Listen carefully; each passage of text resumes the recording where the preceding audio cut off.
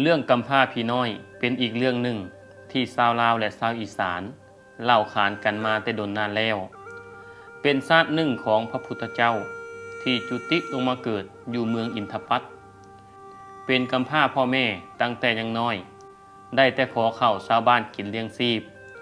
ชาวบ้านบางคนก็เมตตาให้ทานบางคนก็ไล่หนีเรื่องเท่ากำพร้าพี่น้อยนี่เป็นอีกเรื่องหนึ่งที่มีต้นฉบับมาจากใบลาน มีการเขียนเป็นคำกรและสำนวนต่างๆโดนนานมาแล้วพระโพธิสัตว์ได้เสวยชาติเป็นท้าวกำพร้าในหมู่บ้านแห่งหนึ่งพ่อแม่ตายตั้งแต่ยังน้อยๆได้แต่เลาะขอทานข้าวชาวบ้านกินบางมือก็ได้บางมือก็อดขึ้นกับว่าใครจะสงสารท้าวกำพร้าอาศัยอยู่ในเถียงนาน้อยๆแม้แต่เสื้อผ้าก็บ่มีจะนุ่ง16 ปีแล้วยังออกขอข้าวชาวบ้านกินจนชาวบ้านเบื่อหน่ายชาวบ้านจึงอยากกำจัดท้าวกำพร้านี่ออกจากหมู่บ้านนายบ้านจึงวางแผนกำจัดท้าวกำพร้า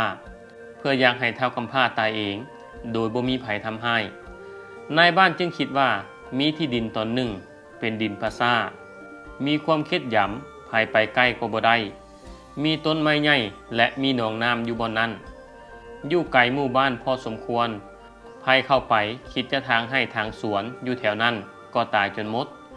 คิดว่าถ้าให้ท้าวกำพร้าเข้าไปก็คงจะตายคือกันเมื่อฮอดฤดูฝนทุกคนก็ล้วนแต่เฮ็ดไร่เฮ็ดนานายบ้านทำท่าเป็นคนมีเมตตาเอิ้นท้าวกำพร้าเข้ามาหาแล้วบอกว่าปีนี้ให้เจ้าไปเฮ็ดนาเดี๋ยวทางบ้านจะยกดินให้เพื่อจะได้มีข้าวกินและจะบ่ต้องไปขอข้าวไผกินอีกเมื่อท้าวกำพร้าได้ยินแบบนั้นก็ตกลงจากนั้นนายบ้านจึงพาท้าวกำพร้าไปเบิ่งที่ดินปราสาทผีและเอาอุปกรณ์เฮ็ดนาให้ท้าวกำพร้าคิดในใจแต่ว่าผีต้องกำจัดท้าวกำพร้าแน่นอนหลังจากนายบ้านกลับแล้วท้าวกำพร้าก็ปลูกเถียงนาและถางหญ้าหาบ่อนอยู่อาศัยท้าวกำพร้าได้ตัดต้นไม้จำนวนหลายและปรากฏว่าผีหญ้าเฒ่าตนหนึ่งที่อยู่ในปราสาทผีนั้นอยากให้ท้าวกำพร้าแหงจึงเข้าไปหาท้าวกำพร้าหวังจะจัดการคือคนอื่นๆพอเข้าไปใกล้ท้าวกำพร้าก็พบกับเทวดา2 องค์รักษาท้าวกำพร้าอยู่ดังนั้นผีจึงย่านฤทธิ์เดชของเทวดาเห็นผีหญ้าเฒ่าเข้ามาท่าทางจะมีภัยจึงพากันสั่งสอนผีหญ้าเฒ่าว่าเด็กน้อยคนนี้บ่แม่นคนธรรมดาเป็นพระโพธิสัตว์ผู้บำเพ็ญบารมีจะมาตรัสรู้เป็นพระพุทธเจ้าในอนาคตนั่นเองผีหญ้าเฒ่าอย่าเฮ็ดหยังใส่ท้าวกำพร้าเด็ดขาดและให้ไปบอกพวกผีๆทั้งหลายพร้อมให้พากันมาชมบารมีและดูแลรักษาช่วยเวียกท้าวกำพร้าให้สำเร็จสมบูรณ์ทุกครั้งเมื่อท้าวกำพร้าปลูกเถียงนาผีทั้งหลายก็มาช่วยจนแล้วและสวยงามเป็นตาอยู่อาศัยมีต้นไม้ออกดอกออกผลมีสัตว์จำนวนหลายอาศัยอยู่นำโดยเฉพาะจำพวกนกก็มาอาศัยอยู่นำใกล้ๆเมื่อเถียงนาแล้วท้าวกำพร้าก็ได้ถางหญ้าตัดไม้และซับซ้าวนาจนเป็นไร่นาสวยงามมื้อต่อมาท้าวกำพร้าก็ได้เข้าไปขอทานในหมู่บ้านชาวบ้านบางคนสงสารก็ให้ข้าวสุกแด่ข้าวเปลือกและข้าวสารแด่บางคนบ่สงสารก็ด่าสารพัดเท่าที่จะหาคำมาด่าได้ถึงแม้ว่าบางคนจะด่าปานใดท้าวกำพร้าก็ก้มหน้าก้มตาขอทานต่อไปเพราะถ้าบ่ขอตัวเองก็บ่มีหยังกินเมื่อขอได้หลายแล้วก็กลับคืนสู่เถียงนาบ่อนอยู่แล้วก็นำข้าวเปลือกไปแช่น้ำไว้จนออกหน่อจึงได้นำไปหว่านอยู่นาที่ตนเองสร้างไว้ต่อมาข้าวก็งอกเงยเขียวงามจำนวนหลายแต่จังใดก็ตามท้าวกำพร้ายังจำเป็นต้องไปขอทานชาวบ้านกินคือเก่านอกจากจะขอทานแล้วท้าวกำพร้าก็ยังมีการหาปลาใส่มีปลาจำนวนหลายถึกใส่แต่พอท้าวกำพร้าไปเบิ่งปลาก็ถึกหลักไปหมดเห็นแต่ห้อยตีนคนในบริเวณนั้นท้าวกำพร้าไปเบิ่งแต่ละมือก็เห็นแต่ห้อยตีนในบริเวณไซของตนท้าวกำพร้าคิดแล้วคิดอีกว่าเหตุจังใดจึงจะจับคนมาหลักปลาได้เมื่อจนปัญญาตนเองแล้วจึงได้ไปปรึกษาผีหญ้าเฒ่าผู้ช่วยดูแลบ่อนอยู่และนาเขาผีหญ้าเฒ่าก็บอกว่าสิไปยุ่งยากเฮ็ดหยัง เว้าแล้วก็ดึงขนให้เท่ากำพร้าไปเฮ็ดบ่วงนำไปใส่บนคนมาหลักปานั่นเองความจริงแล้วปลาที่ถูกหลักไปนั่นบ่แม่นสีมือคนแต่เป็นสีมือของผีน้อยผีน้อยก็มาหลักปลาทุกมือบังเอิญมือนั่นผีน้อยได้ถูกบ่วงของกำพร้าหนีไปก็บ่ได้เฮ็ดแนวใดก็บ่หลุดพอฮอดตอนเช้าเท่ากำพร้าก็ได้พยายามใส่อีกครั้งปรากฏว่าเห็นผีน้อยติดบ่วงอยู่ด้วยความอยากให้จึงจะเอามีดฟันให้ตายแต่ผีน้อยก็ห้องขอชีวิตไว้แบบเวทนาและขอยอมเป็นน้องชายยินดีรับใช้ทุกอย่างที่เท่ากำพร้าสั่งเท่ากำพร้าใจอ่อนจึงถามถึงบอนอยู่ผีน้อยบอกว่าอาศัยอยู่หัวให้ปลายนานี้เองมีเรื่องยังให้ช่วยก็เอิ้นหาจะมาหับใส่ทันทีจากนั้นเท่ากำพร้าก็ปล่อยไปเนื่องจากข้าวในนาก็อุดมสมบูรณ์ปูปลาก็หลายเพื่อป้องกันสัตว์ต่างๆบ่ให้มาทำลายก็ได้เอาไส้และบ่วงไปใส่คือเก่าได้มีพญาเสือใหญ่สร้างน้ำพญานาคราชต่างก็พากันมาติดบ่วงนี้แล้วก็หนีบ่ได้ย่านตายจึงพากันขอเป็นบริวารของเท้ากำพร้าตลอดชีวิตเมื่อเท้ากำพร้าถามมนอยู่ทั้งหมดก็บอกว่าอาศัยอยู่ในน้ำอยู่หัวให้ปลายนาแถวนี้เองเท้ากำพร้าสงสารจึงปล่อยไปทั้งหมดต่อมาได้มีสร้างใหญ่ตัวหนึ่งมาถึกบ่วงบ่สามารถออกจากบ่วงได้จึงได้ล้มนอนอยู่บนนั้นเท้ากำพร้ามาพบด้วยความอยากให้หวังจะฆ่าให้ตายจึงเอามีดออกมาว่าจะฟันสร้างตัวนั้นพญาสร้างย่านตายจึงขอชีวิตไว้ยินดีหับไส้ทุกอย่างและจะให้ของตอบแทนคืองาข่างทรายถ้าได้ไปไว้มูลหัวนอนแทนหมอนทุกคืนจะหั่งมีสีสุขจะได้เป็นใหญ่เป็นโตแต่ต้องได้ไปเอาเส้นผมของผียานางมาเลื่อยจึงจะขาดเท้ากำพร้าก็เฮ็ดตามและได้งาสร้างข่างทรายมาและถามถึงบ่อนอยู่ของสร้างก็บอกว่าอยู่หัวให้ปลายนานี้เองและก็ปล่อยไปด้วยความดีใจเท้ากำพร้านำงาสร้างมาหมุนหัวนอนทุกคืนตามที่พญาสร้างบอกต่อมาคืนหนึ่งในขณะที่เท้ากำพร้ากำลังนอนหลับก็มีสาวงามคนหนึ่งออกมาจากงาสร้างนั้นแล้วก็สำรวจเบิ่งบริเวณนั้นพอพิสูจน์เบิ่งจนทั่วแล้วเห็นว่าเท้ากำพร้าเป็นคนรูปงามมีบารมีแต่เสื้อผ้าอาภรณ์เครื่องใช้สอยอาจขาดแตกและเก่าเท่านั้นเองนางก็กลับเข้าไปในงาแล้วจัดอาหารทิพย์รวมทั้งขันน้ำดื่มออกมาตั้งไว้แล้วก็กลับเข้าไปอยู่ในงาคือเก่าพอตื่นมาเท้ากำพร้าก็แปลกใจหลายว่าไผจัดอาหารมาให้ถ้าเป็นการใช้ยาผิดหวังจะมาฆ่าตนก็คงบ่แม่นเพราะตนเองบ่แม่นคนเด่นดังอย่างเลยและอีกอย่างก็บ่เคยมีศัตรูกับไผเบิ่งอาหารแล้วล้วนเป็นของทิพย์เป็นของเทวดาแน่นอนถึงแม้นว่าอาหารจะเป็นตากินสำใดก็ตามเท้ากำพร้ายังบ่กล้ากินยังออกไปขอทานคือเก่าพอกลับมาก็ยังเห็นอาหารวางอยู่คือเก่าคงบ่แม่นอาหารเป็นพิษแน่นอนถึงตายก็จะลองซิมเบิ่งซิมไปซิมมาอาหารก็ยิ่งแซ่บเท้ากำพร้าเลยกินจนหมดต่อมามื้อใหม่อาหารก็ถูกวางไว้แบบนั้นทุกๆมื้อเมื่อเหตุการณ์เป็นแบบนี้อยู่หลายมื้อเท้ากำพร้าอยากรู้ว่าไผเป็นผู้จัดอาหารมาให้คืนนั้นหลังจากกลับมาแต่ในบ้านก็เห็นพาข้าวจัดไว้ให้อยู่คือเก่าจึงกินแล้วก็เข้านอนและทำท่านอนหลับบ่พอเท่าใดสาวงามคนนั้นก็ปรากฏออกมาจากงาสร้างจูดไฟสว่างไปทั่วเถียงนาจัดข้าวปลาอาหารให้เท้ากำพร้าอีกท่านใดนั้นเท้ากำพร้าก็ปรากฏเห็นนาง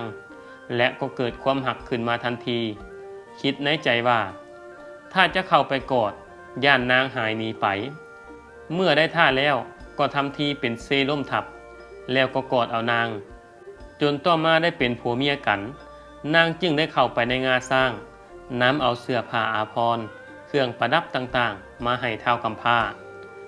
เท้ากำพร้ามีชีวิตที่ดีขึ้นจากที่เคยออกไปขอทานก็บ่ออกไปเลยเพราะเมียจัดหาให้หมดทั้งสองจึงครองหักกันมาอยู่เถียงนาแบบมีความสุขต่อมาชาวบ้านเกิดความสงสัยบ่เห็นเท้ากำพร้ามาขอทานพากันออกมาเบิ่งอยู่เถียงนาเมื่อคนเหล่านั้นออกไปเบิ่งปรากฏว่า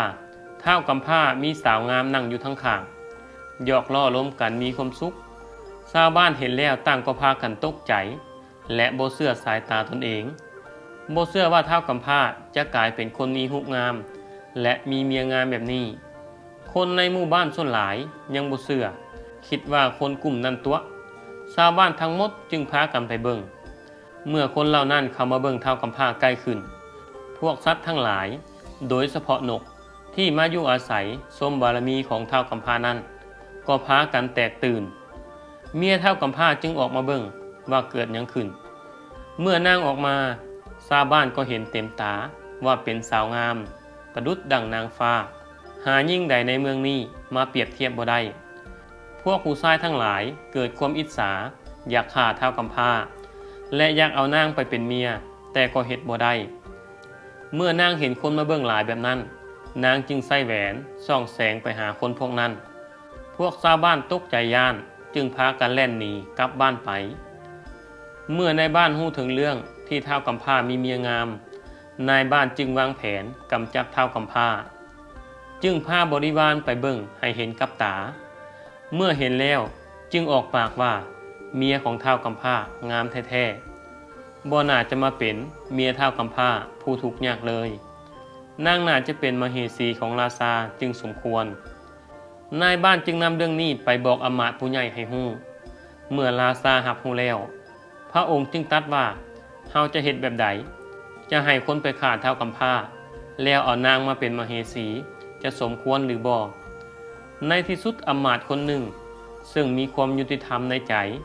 และยึดถือขนบธรรมเนียมได้กราบทูลว่าการที่จะไปฆ่าผัวเขาแล้วญาติเอาเมียเขามาเป็นการประพฤติผิดลักของพุทธศาสนาและผิดฮิตของประเพณีของบ้านเมืองใครอยากจะได้เมียคนอื่นก็ญาติแย่งเอาจะเฮ็ดให้บ้านเมืองวุ่นวายขึ้นในอนาคตจะบ่เกิดความสงบสุขเพราะคนประพฤติผิดศีลธรรมอันดีเมื่อพระราชาได้ยินก็เห็นดีนำว่าเป็นการกระทำผิดลักคำสอนทางพุทธศาสนาแต่พระราชาก็บ่ได้หยุดเพียงเท่านั้นยังคิดกลอุบายที่จะเฮ็ดให้นางมาเป็นมเหสีอยู่ตลอดเวลาเปลี่ยนจากการฆ่าผัวซิ่งเอาผัวเมียเป็นการแข่งขันกันโดยเอาราชสมบัติเป็นเดิมพันถ้าพระองค์ชนะพระองค์จะได้เมียท้าวกำพร้ามาเป็นมเหสีถ้าหากพระองค์ปราศัยพระองค์จะทรงมอบราชบัลลังก์ให้ท้าวกำพร้าปกครองแผ่นดินต่อไปเสนาอำมาตย์ก็ไปบอกท้าวกำพร้าเข้าเฝ้าพระองค์ทำอิฐท้าวกำพร้าก็ปฏิเสธเพราะย่านวางกิริยาอาการบ่ถูกแต่ในที่สุดท้าวกำพร้าก็เข้าเฝ้าพระราชาพระราชาก็ชี้แจงบอกทั้งหมดท้าวกำพร้าก็บอกว่าเมียของตนเองออกมาจากงาสร้างและเต็มใจอยู่น้ำตนเองพระราชาก็เข้าใจดีแต่ยังต้องบอกท้าวกำพร้าว่าเฝ้าเมื่อไปหาไก่ตีมาตีพนันกันถ้าไก่ตีของท้าวกำพร้าแพ้พระราชาก็จะได้เมียของท้าวกำพร้าถ้าไก่ตีของท้าวกำพร้าชนะพระองค์ก็จะมอบราชสมบัติให้ทั้งหมดพร้อมให้ปกครองแผ่นดินต่อไปท้าวกำพร้าได้กลับมาหาเมียตนและบอกทุกอย่างให้เมียฟังเมียท้าวกำพร้าก็บอกว่าบ่ต้องกังวลใจและจากนั้นเมียท้าวกำพร้าได้บอกให้ใส่แหวนศักดิ์สิทธิ์จึงได้ไก่ศักดิ์สิทธิ์ที่เก่งกล้าออกมาตัวหนึ่งเมื่อได้ไก่แล้วท้าวกำพร้าจึงได้อุ้มไปแข่งกับพระราชาชาวบ้านและอำมาตย์พอเห็นไก่ท้าวกำพร้าน้อยกว่าพระราชาคนทั้งหลายจึงพากันหัวขวัญไก่ท้าวกำพร้าหลังจากนั้นทั้งสองฝ่ายได้ปล่อยไก่ให้ตีกันแต่ในที่สุดไก่ของพระราชาก็ถือไก่ท้าวกำพร้าตีจนตายคาสนามคนเบิ่งในสนามก็เงียบพระราชาก็อยากให้ขึ้นมาทันทีเมื่อไก่ตายแล้วพระราชาก็ยังบ่ยอมแพ้หาวิธีการแข่งขันต่อไปเพื่อให้พระองค์ชนะพระองค์ก็บอกให้ท้าวกำพร้าไปหาควายมาแข่งกันอีกท้าวกำพร้ากลับมาบอกเมียว่าแข่งขันไก่นี่เฮาชนะแต่พระองค์ยังบ่ยอมแพ้ให้เฮาหาควายไปแข่งกับพญาอีกเมียท้าวกำพร้าก็ปลอบใจและให้ใส่แหวนศักดิ์สิทธิ์นี้ไปเอิ้นเสือมาท้าวกำพร้าก็เอาแหวนศักดิ์สิทธิ์ไปเอิ้นเสือใหญ่มาและบอกว่าเฮามีศึกใหญ่เกิดขึ้น และบอกทุกอย่างให้เสือฟังเสือใหญ่ตัวนั้นก็ตกลงแล้วก็แปลงกายเป็นควายตัวดำเขาสั่นจากนั้นท้าวกำพร้าก็นำควายไปลงสู่สนามแข่งขันผลปรากฏว่า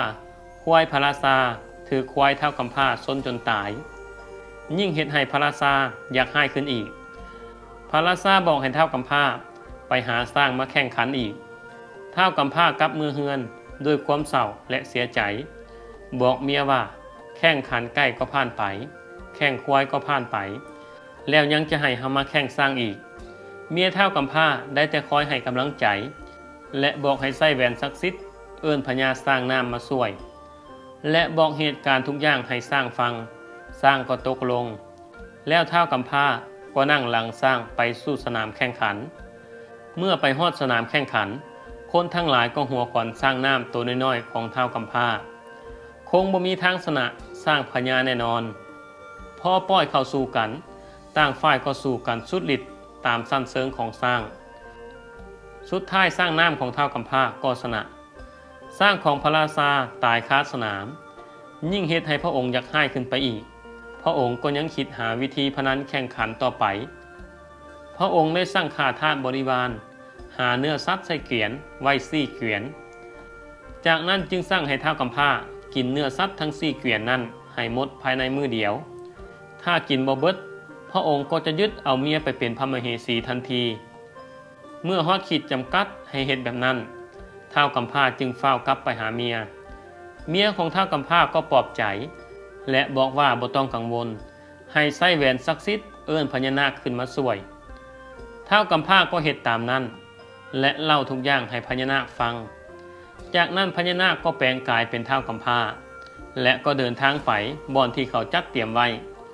เมื่อไปฮอดพระราชาก็บอกให้ท้าวกำพร้ากินเนื้อสัตว์ทั้ง4เกวียนที่เกี่ยมไว้ทันทีท้าวกำพร้ากินไปหมด3เกวียนยังเพียงเกวียนเดียวก็เลยเทเข้าปากบัดเดียวเมื่อกินหมดทั้ง4เกวียนแล้วท้าวกำพร้ายังถามหาอีกจนพระราชาตั้งก็พากันสงสัยว่าเป็นหยังท้าวกำพร้าจึงกินได้หลายปานนี้เมื่อบ่มีให้กินแล้วท้าวกำพร้าจึงกลับเถียงนาของตนต่อมาพระราชายังท่าแข่งเรือพระราชาสั่งให้เสนาอำมาตย์ให้เอาเรือไปแข่งให้ไปภายในมื้อนี้ถ้าหากบ่ไปพระองค์จะยึดเอาเมียทันทีท้าวกำพร้าจึงบอกให้พญานาคราชแปลงกายเป็นเรือคนทั้งหลายก็พากันเป็นสักขีพยานเบิ่งการแข่งขันเรือทั้ง2ลำได้ลงสู่แม่น้ำเรือของพระราชามีเสนาอำมาตย์พายจำนวนหลายเรือท้าวกำพร้ามีเพียงผู้เดียวในขณะที่เรือของพระราชาใกล้จะเข้าเส้นชัยแล้วเรือของท้าวกำพร้าก็แล่นแซงหน้าและก็แปลงกายเป็นพญานาคตีน้ำใส่เรือของพระราชาเรือของพระราชาล่มและก็จมน้ำจำนวนหลายพญานาคก็กลืนกินคนทั้งหมดพร้อมย่อคอไปหาผู้คนแคมฟังอีกด้วย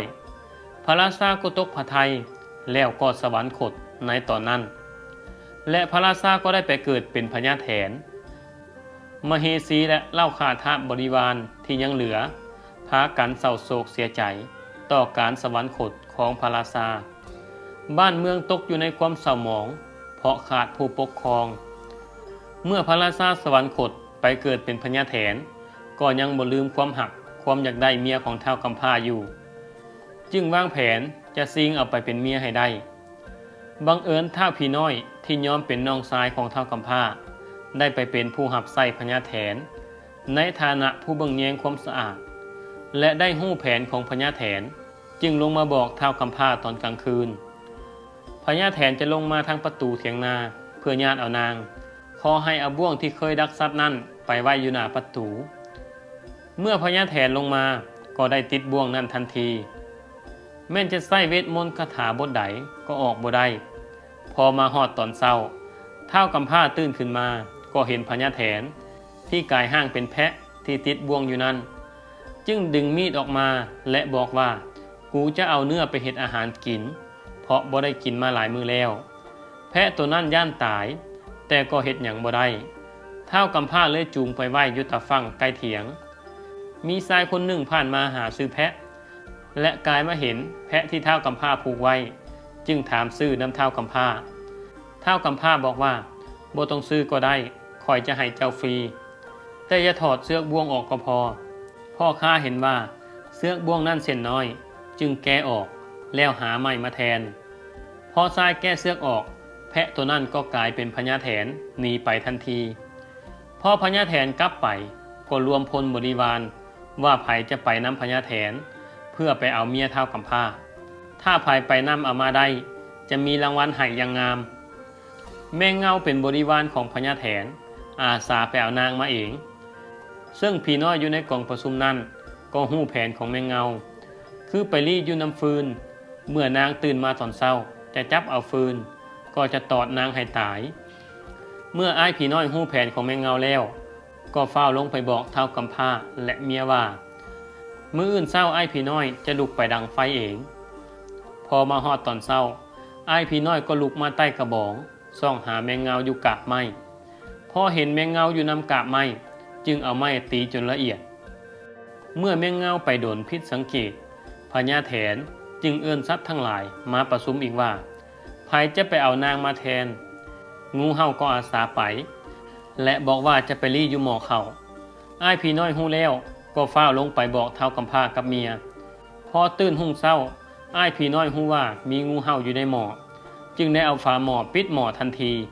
และนำขึ้นไปข้างไฟต้มจนงูเปื่อยแล้วก็กินข้าวกับเท่ากำพร้าจนอิ่มพญาแถนยังประกาศหาผู้ที่จะเอาตัวนางมาเรื่อยๆพญาบ้างอาสาจะเอิ้นขวัญของเมียเท่ากำพร้าไปพี่น้อยก็บ่ฮู้แนวจะช่วยแล้วแต่ถ้านางตายไปแล้วอย่าเฝ้าเผาศพของนางพี่น้อยจะมีวิธีช่วยให้คืนมาเองพ่อพญาบ้างมาเอิ้นขวัญนาง3 เทื่อวิญญาณของนางก็ขึ้นไปหาพญาแถนทันทีเท่ากำพร้าหาวิธีช่วยจังใดก็บ่ได้เหลือแต่ศพไว้เบิ่งพญาแถนจัดงานเลี้ยงฉลองความสำเร็จอย่างคึกคืนบังเอิญอ้ายบ้างเมากับหังบ่ถึกอ้ายพี่น้อยจึงรับอาสาไปส่งอ้ายบ้างก็ตกลงและบอกว่าให้ไปส่งถึงที่เมื่อได้เวลาอ้ายพี่น้อยก็อุ้มอ้ายบ้างออกเดินทางอุ้มไปก็คิดแผนไปจนอิดเมื่อยและบอกอ้ายบ้างว่าขอพักจังหน่อยพออ้ายบ้างนอนรับอ้ายพี่น้อยได้สารของใส่อ้ายบ้างปิดปากให้แจบพออ้ายบ้างตื่นขึ้นมาก็ตกใจและถามว่าเกิดหยังขึ้นอ้ายพี่น้อยบอกว่าเฮ็ดให้พาอ้ายบ้างกลับได้ง่ายเมื่ออ้ายพี่น้อยพาอ้ายบ้างมาฮอดเถียงนาของเท่ากำพร้าแล้วก็บอกว่านี่คือลาบปากของเฮาอ้ายบ้างย่านแหงจึงได้เอิ้นขวัญเมียเท่ากำพร้ากลับคืนมาจากนั้นอ้ายกำพร้าจึงบอกอ้ายบ้างอ้าปากขึ้นพออ้ายบ้างอ้าปากขึ้นก็ตัดลิ้นอ้ายบ้างออกและร้องให้เอิ้นขวัญให้นางตายอีกปรากฏว่าเสียงอ้ายบ้างดังรัวๆนางก็บ่ตายเมื่อแน่ใจแล้วอ้ายพี่น้อยจึงปล่อยอ้ายบ้างไปหลังจากพระราชาสวรรคตไปโดนแล้วชาวเมืองก็ประชุมปรึกษาหารือกันถึงผู้ที่จะมาปกครองต่อไปทุกคนก็เห็นพร้อมกันว่าเป็นเท่ากำพร้าเหมาะสมแล้วเพราะเท่ากำพร้าเป็นผู้มีบุญบารมีสูงและมีเมียงามคู่บารมีอีกด้วยเท่ากำพร้าจึงได้ขึ้นปกครองราชเป็นราชาเฮ็ดให้ประชาชนมีความสุขตลอดมานี่ก็คือเรื่องเท่ากำพร้าผีน้อยคนดีผีคุ้ม